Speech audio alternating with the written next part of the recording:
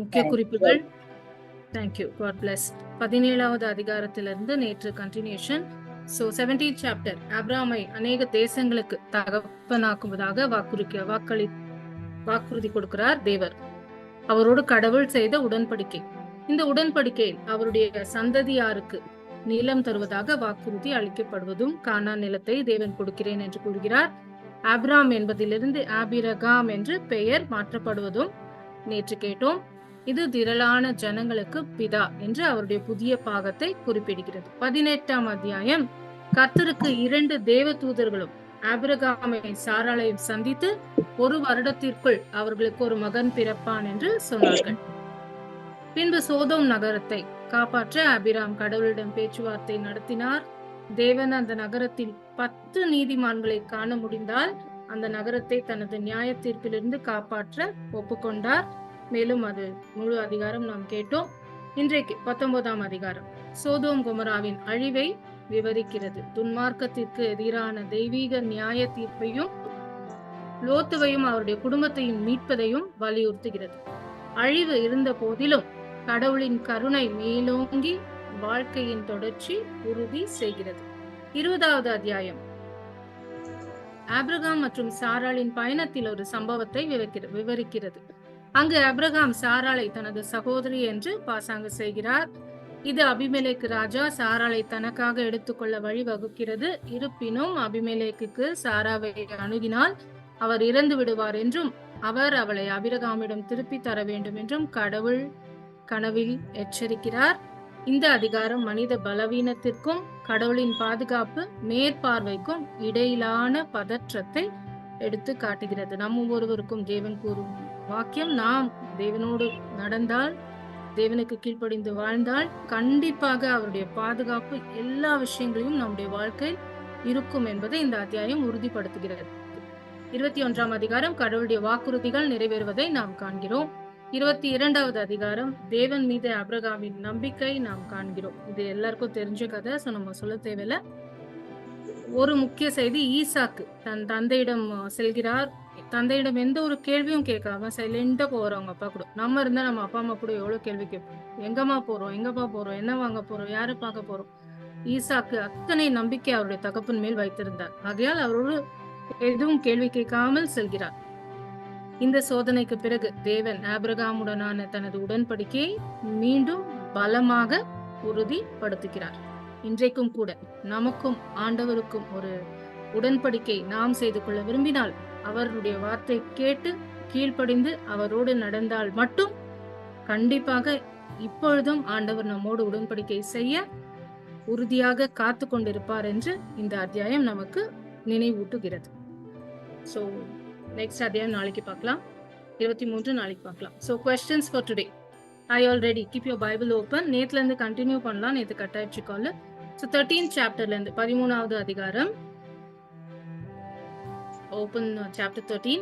எகிப்தை விட்டு புறப்பட்ட பிறகு ஆபிராமிடம் ஏராளமாக இருந்த பொருள் எது? Which item did Abraham have in abundance after leaving Egypt? 13:2. 13th chapter, 2nd verse. அப்பொழுது ஆபிரகாம் கால்நடைகளும் கொண்ட பெரிய செல்வராக இருந்தார். Correct.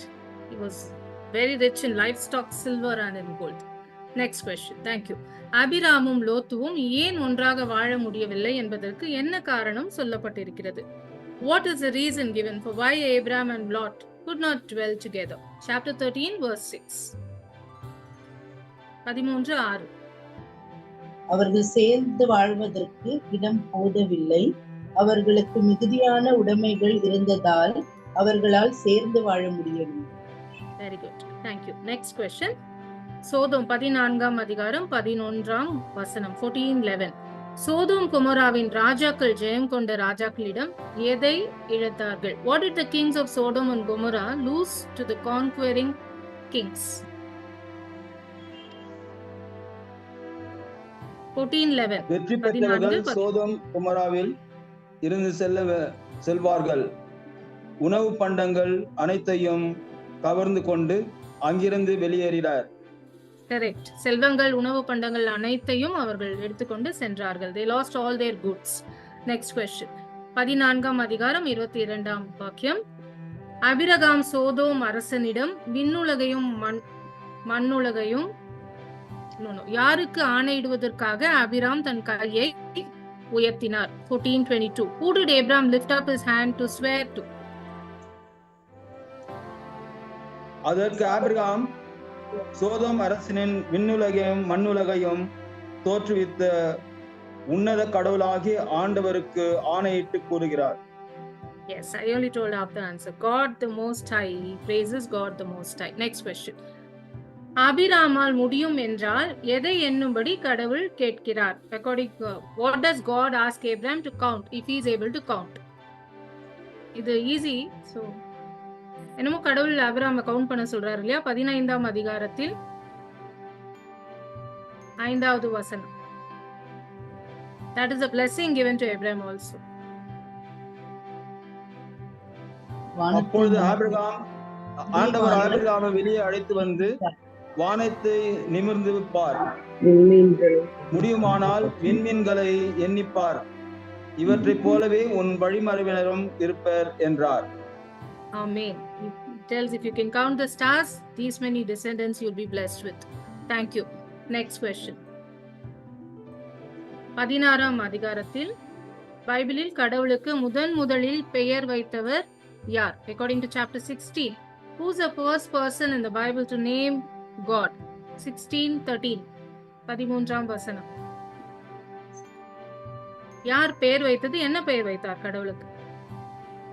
அப்பொழுது என்னை காண்பவரை நானும் இங்கே கண்டேன் அல்லவா என்று அவள் சொல்லி தன்னுடன் பேசிய ஆண்டவரை காண்கின்றார், இறைவன் நீர் என்று பெயரழைத்தாள்.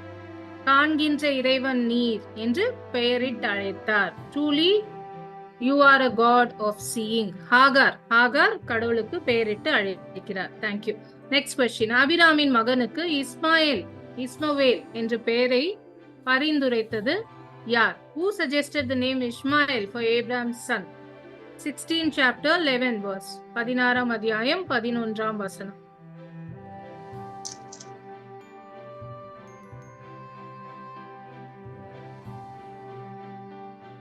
ஆண்டவரின்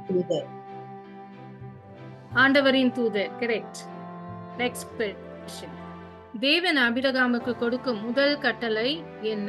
In chapter 17. What is the first command that God gives Abraham? 1ஆம் வசனம். 17:1. ஆபிரகாம் என்ன கட்டளை? first command he gives to Abraham. இன்னும் ஒரு கட்டளை, ஒரு கமாண்ட் கொடுப்பாரு. 17வது அதிகாரம் ஸ்டார்ட் ஆகுது. 1ஆம் வசனம். நான் எல்லாம் வல்ல இறைவன் எனக்கு பணிந்து நடந்து மாசற்றவனாய் இரு. Very good. மாசற்றவனாய். We have to walk before me blameless என்று ஆண்டவர் அவருக்கு கமாண்ட் கொடுக்கிறார். Next question. இது நீங்க சொந்த வாக்கியத்துல யார் வேணா சொல்லலாம். சோதோம் மற்றும் கொமோராவுக்கு பரிந்து பேசுவது யார்? பின்னர் கடவுள் சோதோம் மற்றும் கொமோராவை அழிக்கிறாரா? அப்படி அழித்தால் ஏன் அழித்தார்? எப்படி அழித்தார்? One by one, ma'am. Yeah. Okay. Who intercedes for Sodom and Gomorrah? யார் சோதோம் கொமோராவுக்கு பரிந்து பேசுவது? Abraham. Very good. Abraham. You have to be fast. Very good. Next question. கடவுள் Sodom கொமோராவை அழிக்கிறாரா? Does he destroy? Anyone can answer. Does he destroy Sodom and Gomorrah? Yes. Yeah, அவ்வளோ doubt. Yes, he destroys. Why he destroys? ஏன் அழிக்கிறார்? அங்க 10 பேர் கூட நீதிமான்கள் இல்ல. Absolutely. 10 பேர் கூட நீதிமான் இல்ல. Very good. யார் அது ஆன்சர் பண்ணது? Idhayaraj. Very good. Praise God. எப்படி அழிக்கிறார்? How does he destroy? 1924. You can tell the Red family or Selvi Stella. 1924. How does he destroy Sodom Gomorrah?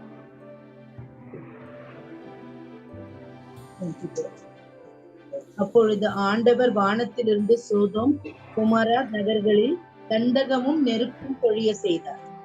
Correct. Sulfur and fire. அழிக்கிறார் Sodom and Gomorrah. Very good. Thank you. Last question for the day. தன்னை பார்க்க வரும் 2 தேவதூதர்களுக்காக லோத் என்ன தயார் செய்கிறார்? What does Lot prepare for the 2 angels who come to visit him? 19:3. அப்பம். S, என்ன மாதிரி அப்பம்? வார்கோதுமை அப்பம். புளிப்பற்ற. எஸ், அவர் புளிப்பற்ற அப்பம் சுட்டு அவர்களுக்கு விருந்தளிக்க அவர்களும் உண்டார்கள். கரெக்ட். புளிப்பற்ற அப்பம். அந்த காலத்துல leaven bread, unleaven bread very particular. புளிப்பற்ற அப்பம் சுட்டு அவர்களுக்கு விருந்தளிக்க அவர்களும் உண்டார்கள். Thank you so much for answering, for listening patiently. Thank you to today's family for reading and participating, and God bless all of us. Good night. Take care. Thank you all. Bye. Thank you, ma'am. Thank you.